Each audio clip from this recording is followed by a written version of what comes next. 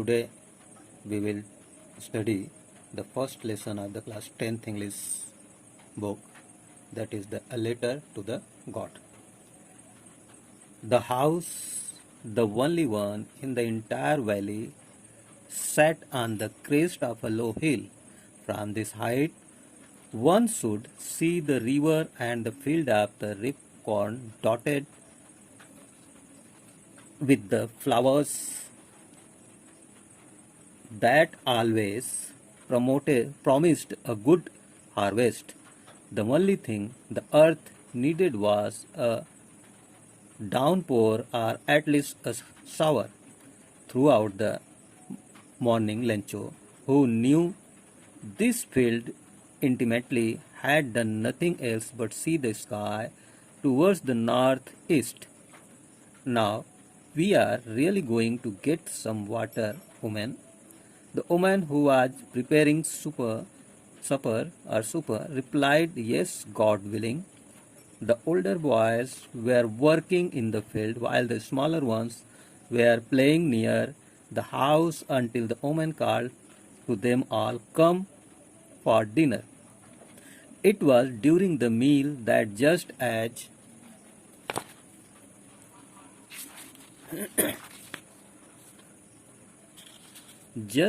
as Lencho had predicted, big drops of rain began to fall.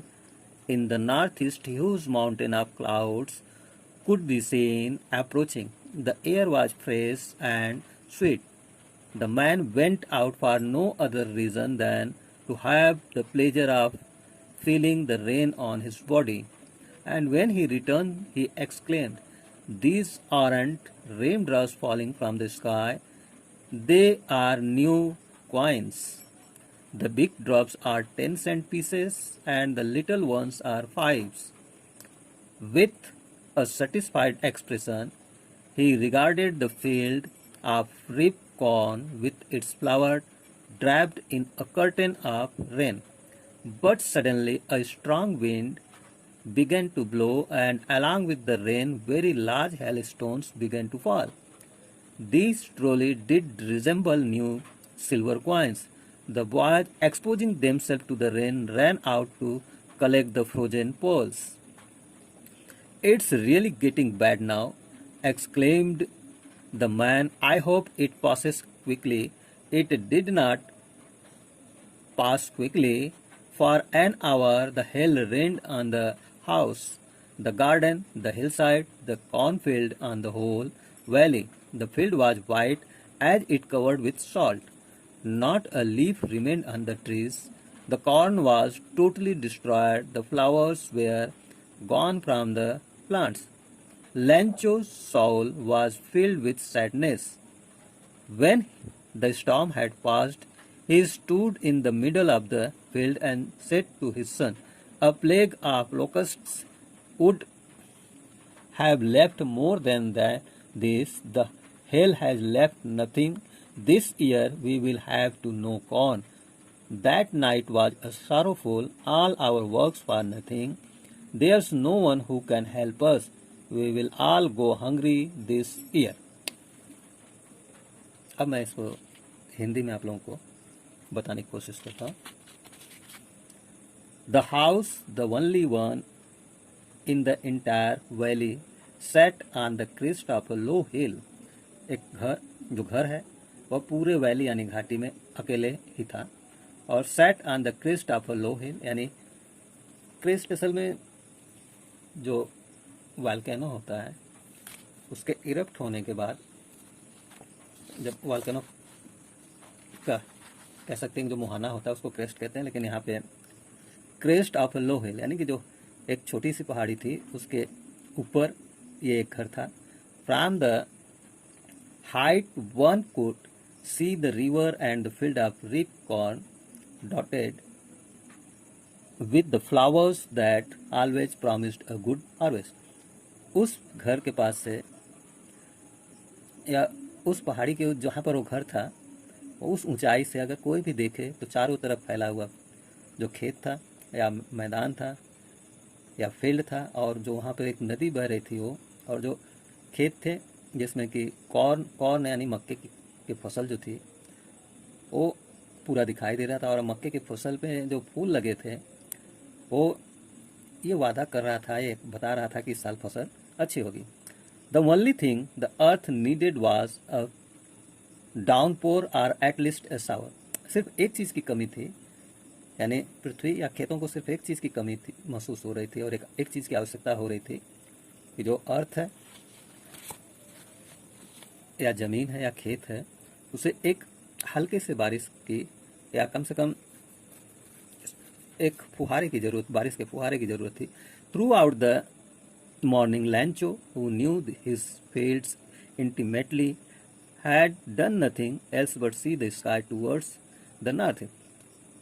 पूरे दिन सुबह से ही लैंचो जो कि उस घर का मालिक था, उन खेतों का मालिक था, उसने कुछ भी नहीं किया। जो अपने खेत को अच्छी तरह से जानता था, उसने खेत में कुछ भी नहीं किया, सिर्फ एक काम किया हो कि नॉर्थ ईस्ट की तरफ यानी पूर्वोत्तर की तरफ, जिस तरफ से बारिश के बादल आते थे उसी तरफ वो देखता रहा। Now we are really going to get some water woman. उसने अपनी पत्नी से कहा पूर्वोत्तर की तरफ देखते हुए कि अब हम लोग निश्चित रूप से यहाँ पे अब बारिश होने वाली है। The woman who was preparing supper replied. जो उसकी पत्नी थी वो, जो कि एक सुपर यानी कि एक तरह का समझ लीजिए जैसे भोजन तैयार कर रही थी या सूप था वो तैयार कर रहे थे, उसने कहा यस गॉड विलिंग, हाँ प्रभु की इच्छा।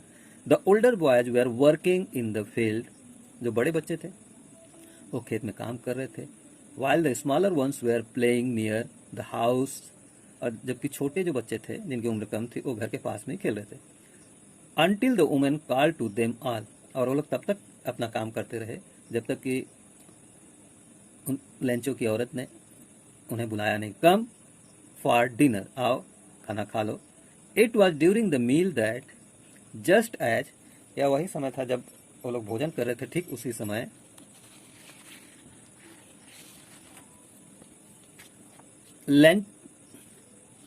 लैंचो हैड प्रिडिक्टेड, ठीक उसी समय जैसा कि लैंचो ने भविष्यवाणी किया था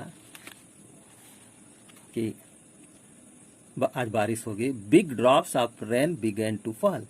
और बारिश की बड़ी बड़ी बूंदें गिरनी शुरू हो गए। In the north east huge mountains of clouds could be seen approaching. और पूर्वोत्तर की तरफ अगर से बादलों के बड़े बड़े पहाड़ की तरह बादल उसी तरफ बढ़े चले आ रहे थे। The air was fresh and sweet. हवा जो थी वो एकदम ताज़ा थी और मीठी भी लग रही थी, यानी स्फूर्तिदायक थी। The man went out for no other reasons than to have the pleasure of feeling the rain on his body. जो लेंचो था वह घर के बाहर आ गया। उसके पास हालांकि कोई घर के बाहर आने का कोई उद्देश्य नहीं था, सिर्फ एक ही उद्देश्य था कि पानी की बूंदें जब शरीर पर पड़े तो कितनी खुशी देती है गर्मी के मौसम में। उसी खुशी को ग्रहण करने के लिए वो बाहर आया। And when he return he exclaim. और जब वो फिर से बारिश की बूंदों को और बारिश को अपने शरीर पर पड़ने के बाद कुछ देर के बाद फिर जब वो घर के अंदर आया, वापस आया, तो उसने कहा these aren't rain drops falling from the sky. उसने कहा कि जो बारिश की बूंदें हैं ये बारिश की बूंदें नहीं हैं, दे आर न्यू कॉइन्स, वे नए सिक्के हैं। The big drops are 10 cent pieces and the little ones are 5। उसने कहा, लेंचो ने कहा, जो बड़े बड़े बूंदे पड़ रहे हैं वो 10-10 सेंट के सिक्के हैं, और जो छोटे बूंद पड़ रहे हैं बारिश के वो 5-5 सेंट के सिक्के हैं। With a satisfied expression he regarded the field of ripe corn with its flower. अब ये समझ लीजिए कि उसके चेहरे को देखकर, बारिश के वजह से जिसके कि उसे उसके खेतों को और बहुत जरूरी थी, खेतों के लिए बहुत जरूरी थी, उसे देखकर उसके चेहरे से ऐसा लगता है कि वो बहुत ही संतुष्ट है। Draped in a curtain of rain. उसकी जो फसल थी जिसमें कि फूल लगे हुए थे वो बारिश के बूंदों से के बारिश के बूंद जो बौछार पड़ रही थी या जो शावर पड़ रहा था या जो बूंदें पड़ रही थी उसके पर्दे से ढका हुआ था। But suddenly a strong wind began to blow.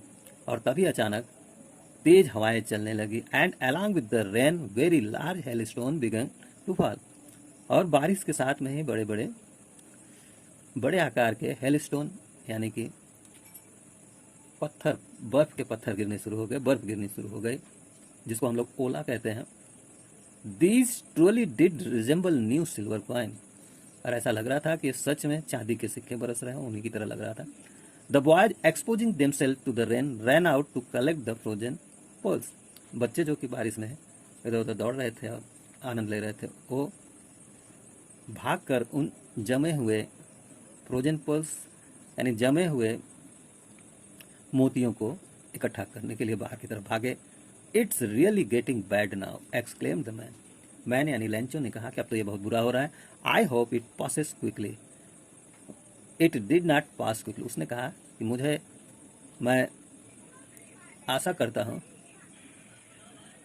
कि यह जल्दी से ही आगे बढ़ जाएगा। ये जो बर्फ हेल स्टोन यानी पत्थर पड़ रहे हैं, ओले पड़ रहे हैं, जल्दी ही आगे बढ़ जाएगा, लेकिन ऐसा हुआ नहीं। It did not pass quickly. वह जो हेल स्टोन गिर रहा था वो बादल वहां से शीघ्रता से नहीं निकले। For an hour the hail rain on the house, the garden, the hillside, the cornfield, on the whole valley.